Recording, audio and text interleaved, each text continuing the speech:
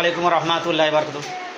হযরত ইবনে উমর রাদিয়াল্লাহু তাআলা আনহু থেকে বর্ণিত, তিনি বর্ণনা করেন যে নবী করিম সাল্লাল্লাহু আলাইহি ওয়াসাল্লাম বর্ণনা করিয়াছেন, তোমাদের মধ্যে কেউ যেন বাম হাতে না খায়, বাম হাতে পানও না করে, কারণ শয়তান বাম হাতে খেয়ে থাকে ও বাম হাতে পান করে থাকে।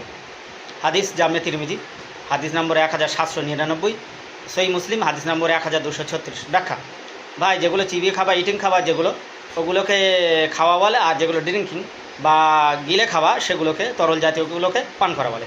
তো এক্ষেত্রে আমাদের প্রয়োজনীয় বিষয় হচ্ছে জানা যে বাম হাতে খাবে না, বাম হাতে পানও করবে না। তো বিড়ি সিগারেট খাবার যেহেতু এগুলো পুরোপুরি হারাম, তথাপিও বাম হাত দিয়ে খাওয়া আরও হারাম, মনে থাকে যেন।